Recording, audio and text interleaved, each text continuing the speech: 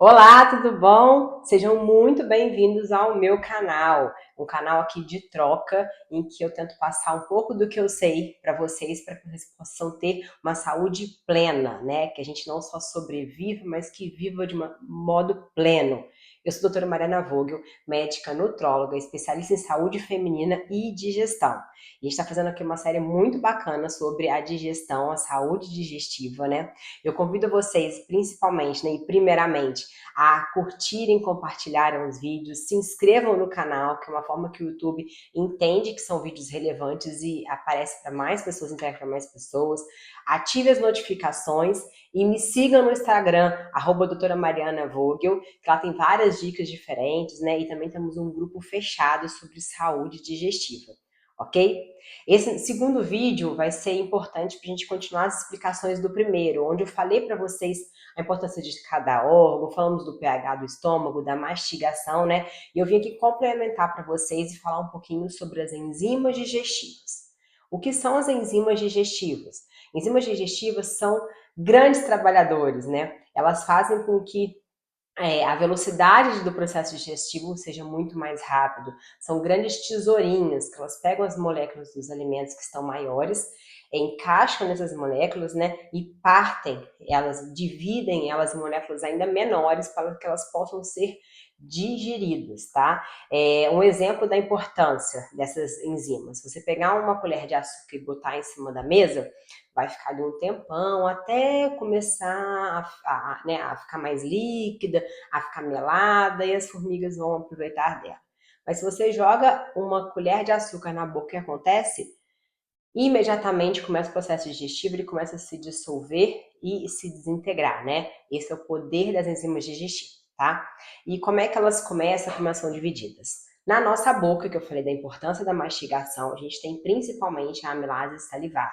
A amilase vai digerir principalmente, né? A função dela é digerir carboidratos, tá? E os açúcares simples. Mas o processo mastigatório é importante para começar a triturar os alimentos ricos em proteínas, em gorduras e outros minerais e vitaminas, tá? Partindo dali, esse bolo alimentar vai descer pelo esôfago e vai chegar no estômago. Lá no estômago, o pH, né, ácido, ele é muito mais ácido, um pH de 2, eu falei isso para vocês. Na boca a gente tem um pH mais alcalino, né? Então, a amilase vai funcionar nesse pH mais alcalino, chega lá no estômago, ela para de funcionar e aí entra em ação as enzimas gástricas, tá? Que por ação do ácido clorídrico, que deixa o estômago no pH ideal, a gente vai ter a ativação das pepsinas. As pepsinas são responsáveis pela digestão e degradação das proteínas, tá? Se a gente não tiver um equilíbrio bom entre água, né, hidratação, vitaminas importantes, também minerais importantes, como o zinco, a gente não vai ter esse funcionamento completo e nem essa ativação da pepsina, tá? O mau funcionamento dessa parte digestiva a gente vai prejudicar não só na digestão das proteínas, como na absorção de vitamina B12, de ferro, né? E vai ser muito prejudicial para a nossa saúde, ok? É importante entender que quando temos ácido demais no nosso estômago, não vai ser benéfico. A gente vai poder ter o resultado disso, vai poder ser o surgimento de gastrite, de úlceras, né, sangrantes. Então, isso não é importante. E também uma baixa produção desse ácido clorídrico vai fazer com que a gente tenha um pH um pouco menos ácido e com isso não vai ter a ativação dessas pepsinas e das outras enzimas estomacais, tá? Fazendo com que seja ainda mais prejudicial essa digestão estomacal, tá? Eu sempre dou um exemplo da panela de pressão, que é muito importante para vocês. Quando a gente coloca alimentos na panela de pressão, se a gente coloca os alimentos cortadinhos em pequenos pedaços, o cozimento vai ser muito mais rápido daquilo, né? E quando a gente corta em pedaços grandes, é assim que funciona com a nossa mastigação, que chega no nosso estômago, o cozimento vai ser muito mais lentificado. Vai demorar muito mais tempo esse alimento no estômago. Com isso, a gente fica com muito mais tempo a presença desse ácido no estômago, né? Podendo trazer as lesões por conta de um pH de um ácido, né, mais intenso, um pH mais baixo. E também a gente começa a produzir muito gás, porque a gente tem substâncias, tem bactérias importantes no nosso estômago, produtoras de gás, que é principalmente o acetato de metila.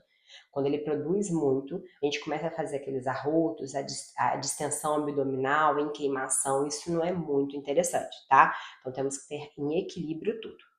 Dando tudo certo, essa digestão sendo completa no estômago, a gente vai passar, através de uma válvulazinha, esse conteúdo vai passar para o intestino. Enquanto a digestão não está completa e bem feita, a válvulazinha fica fechada e esse conteúdo não chega ao estômago, ao intestino. Quando esse conteúdo chega no intestino, vai ter uma ativação e liberação de substâncias como bicarbonato também, para diminuir essa acidez desse bolo, né, alimentar que vem, porque o intestino precisa de ter um pH mais elevado, ele não vai funcionar, as enzimas digestivas não vão funcionar com pH baixo, tá? E também vai ter ativação para liberar as enzimas digestivas, tanto das bordas de escova, das vilosidades que eu mostrei no primeiro vídeo, como também as enzimas que vêm do pâncreas, da vesícula biliar, né, e do fígado, desse aparelho digestivo completo, tá? Que vão ser liberadas ali. O pâncreas, ele vai liberar proteases, que vão também digerir as proteínas, o glúten, a caseína, que é a proteína do leite. Vamos liberar também amilases pancreáticas para também digerir os carboidratos, e lipases também para poder digerir as gorduras. A vesícula biliar é uma grande armazenadora de sais biliares que vão emulsificar as moléculas de gordura para também ajudar na digestão. Tá? Então é muito importante que tudo tenha um ótimo funcionamento, esteja com um pH bom, para que tudo funcione de uma melhor forma possível. E ao longo do tempo que vai passando nesse intestino, tudo funcionando bem, essa digestão vai sendo feita, as partículas vão sendo quebradas em moléculas menores. Há também a ação importantíssima das bactérias, né, que vivem no nosso intestino, que a gente vai falar depois sobre essas bactérias, sobre esse microecossistema intestinal, que vai fermentar, né, os carboidratos importantes, a gente vai conseguir produzir substâncias importantes que vão ativar nosso sistema nervoso central, que vão dar saciedade, enfim, um assunto à parte para vocês. Então, toda essa orquestra funcionando bem vai fazer com que o bolo alimentar continue passando, tudo que precisar ser absorvido nessa área nessa hora vai ser absorvido, vai cair na corrente sanguínea, no sistema porta e chegar nas nossas células para nutrir nosso corpo como um todo. E o que não for importante, o que não for absorvido nesse estágio, vai lá para o intestino grosso. No intestino grosso, vai ter absorção principalmente de água, as fezes vão começar a ficar sendo formadas, né? Aquele aspecto de bananinha das fezes, mas também tem a ação de várias bactérias. O intestino grosso é o local que tem mais bactérias importantes, que vão fermentar, né, ainda mais todos esses nutrientes, absorver um grande número de vitaminas também vai ser importante, e vai fazendo o bolo fecal, até que ele chegue no reto, já formadinho e tem um estímulo evacuatório, tá? Isso é quando funciona tudo muito lindamente, né? E aí vem o meu alerta para vocês.